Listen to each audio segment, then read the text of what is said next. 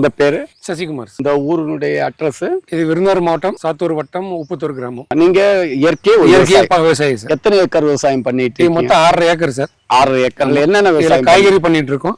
காய்கறி, வெண்டி இருக்கு, பின்னாடி கத்திரி இருக்கு, தக்காளி இருக்கு. பந்தல்ல வந்து பீர்க்கா, ஒரு ஏக்கர் பந்தல் போட்டுருக்கு. அதுல பீர்க்கா, புடலை, பாவை, கீழே தர போடல பாவை எல்லாம் காய்கறி ஐட்டம். தண்ணி வந்து போர் தண்ணி, கிணத்து தண்ணி சார். கிணத்து பாசனம். தண்ணி ஒண்ணும் பற்றாக்குறை கிடையாது. தண்ணியும் பத்தாக்குறை வராது. பக்கத்துல எனக்கு கம்மாய் இருக்கிறதுனால தண்ணி ஒண்ணு பத்தாக்குறை கிடையாது. விவசாயம் எப்படி லாபகரமா இருக்கு? காய்கறி பயிர்கள் உங்களுக்கு போதிய வருமானங்கள் கொடுக்குதா? ஓரளவுக்கு பரவாயில்ல சார். ஓரளவு. நீங்க இப்ப தென்னை எத்தனை நடவு செய்திருக்கீங்க? மொத்தம் 22 தென்னை நடவு செஞ்சிருக்கேன் சார். 22. எத்தனை அடி இடைவெளியில? 20 அடி இடைவெளி. வரப்பு பயிராகவோ ஓர பயிராகவோ நீங்க தென்னைய நடவு செய்தா 10 அடிக்கு கூட ஒண்ணு போகும். இப்ப இந்த இடத்துல 4 தென்னை மரம் நட்டிருக்கீங்கன்னு வைங்க. அங்கிட்டு தென்னை மரமே இல்ல.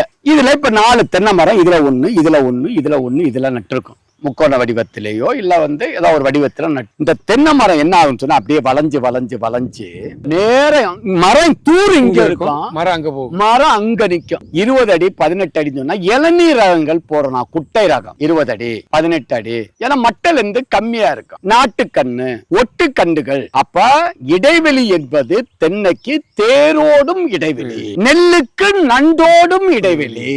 அடுத்து கரிசல் மண்ணுக்கும் மற்ற மண்ணுகளுக்குள்ள வித்தியாசம் என்னன்னு சொன்னா, கரிசல் மண்ணுல தென்னை வச்சா வளரும், தண்ணி விடாட்டும், உர வைக்காட்டும் காய்க்கும். இதே நீங்க செம்மண் கிராவல்ல தென்னைய வச்சுக்கிட்டு தண்ணி பராமரிக்காட்டு தென்னங்கண்ணு வளராது. அடுத்து இந்த கண்ணு வந்து எங்க வாங்கினது? இது வந்து ஏறக்குறைய 6 மாத கன்று.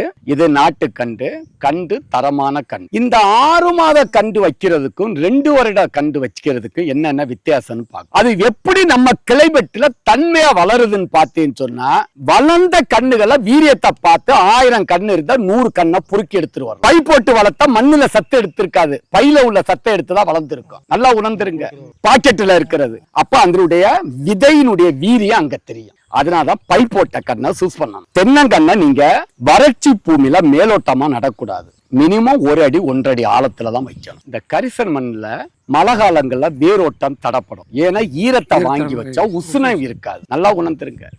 அப்ப கரிசல் மண்ணுல மழை காலங்கள்ல தென்னங்கண்ணு நடுறதை விடவும் கோடையில நடுறது நல்லது. அப்படி மழை காலத்துல நட்டா ஆத்து மணல் அல்லது செம்மண் போட்டு நடணும். இதுல நீங்க மணல் போட்டு நட்டிருக்கணும். அதுவும் தவறு பண்ணி. அப்ப வேரோட்டம் உஷ்ணம் இல்லாட்டி வேறு இறங்காது. அப்ப கண்ணு மஞ்சள் அடிக்கும், கண்ணு பழுக்கும். தண்ணி எங்க பாயிறது? தயவு செய்து இப்படி என்ன நடாதுங்க. புதக்குழி மாதிரி இருக்கு. தயவு செய்து உணர்ந்துருங்க. மாற்று வழி நட்டாச்சு புடுங்கதானா. இந்த மண்ணை இப்படி அணைங்க. ஈரத்துல தயவு செய்து அணைக்காதுங்க. மண்ணு கெட்டி ஆயிடும். இப்படி இந்த தேங்காய மட்டும்தான் மறைக்கணும். Very good. இங்க மேடுபடுத்தி இப்படி ஸ்லோப்பா விட்டுட்டு தண்ணி இங்கதான் பாயணும். இத இப்படி மெயின்டைன் பண்ணி இந்த காய் இப்படி தெரிஞ்சு தண்ணி இங்க விட்டு இதுலதான் உரம் குப்பைச்சாணி விட்டா 30 நாளைக்கு ஒருக்கா இலை வரணும்.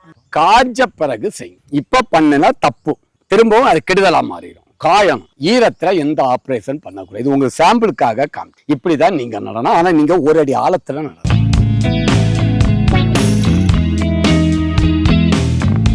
இப்படி வச்சா பூச்சி நோயென வராது. அடுத்து 3 மாதத்துக்கு ஒருக்கா மழை காலங்கள்ல குழந்தையும் 1 வருஷத்துக்கு பிறகுதான் தவளும் நடக்கும். இந்த தென்னை மரம் 1 மாதம் வரைக்கும் இந்த மழை காலங்கள்ல பூச்சி நோய் நிறைய வரும். அப்ப மழை காலங்கள்ல குருத்தல்கள் வரும். அப்ப இந்த மழை காலங்கள்ல குருத்தல்கள் வராம இருக்கிறதுக்கு தான் தேங்காய் மேல் பகுதி வெளியில தெரியணும். சரி. அப்ப சூரிய ஒளி இதுல தரையில படும்.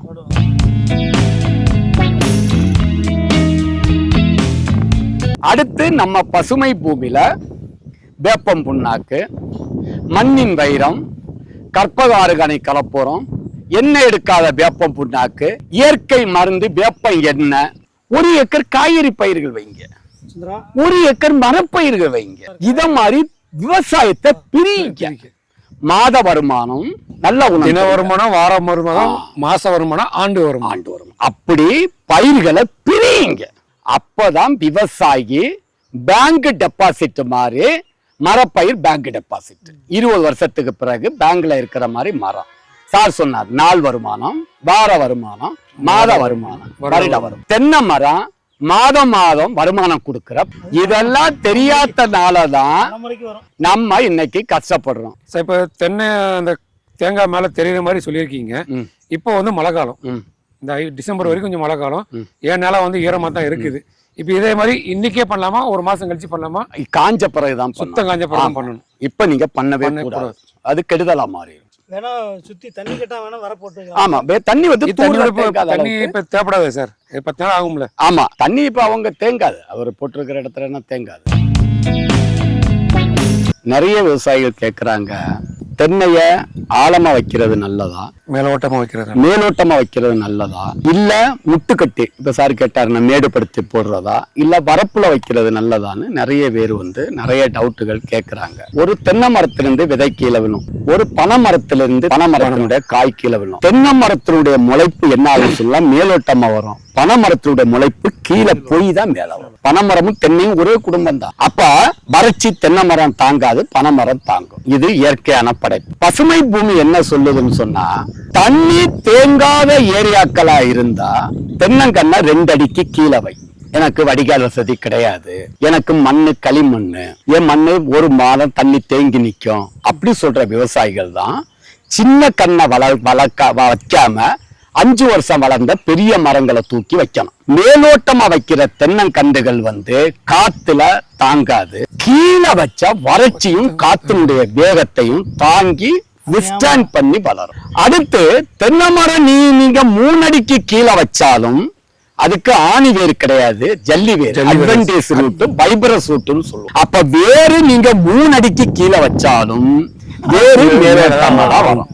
குறும்பைகள் உதிரக்கூடாது, மழை காலங்கள்ல பூச்சி நோய் வரக்கூடாதுன்னு சொன்னா விவசாயிகளாகிய நீங்க மழை காலங்கள்ல தென்னை தண்ணி தேங்குற ஏரியாவில் நடக்கூடாது, வறட்சி பூமியில நடலாம். அப்ப நீங்க தென்னங்கண்ணை 2 அடிக்கு கீழே வச்சு பராமரிக்கிறது தான் தென்னங்கண்டு ஆரோக்கியமான வளர்ச்சியாவும் இருக்கும், காய்ப்பு திறன் இருக்கும். அப்ப இதுவும் அன்பான வேண்டுகோளை வச்சுக்கிட்டு தென்னை விவசாயிகளா பசுமை பூமியினுடைய வீடியோக்களை பாருங்க. தென்னை விவசாயம், மரப்பயிர் விவசாயம், காய்கறி பயிர் விவசாயம், தோட்டப்பயிர் விவசாயம் எல்லாம் பார்க்க வேண்டியது பசுமை பூ. பசுமை பூமியினுடைய பூம்பூம் பூஸ்டர்ல humic acid 80%, fulvic acid 15%, biopotash 2.5%, micro nutrients 2.5%. ஆகையால் பசுமை பூமி விவசாயிகளுடைய லாப நோக்கோட குறைந்த விலையில் தரமான இந்த பூம்பூம் பூஸ்டரை தயார் பண்ணி கொடுத்துக்கிட்டு இருக்கோம். இத பாருங்க, மில்லிக்கிறான் இங்க பாருங்க,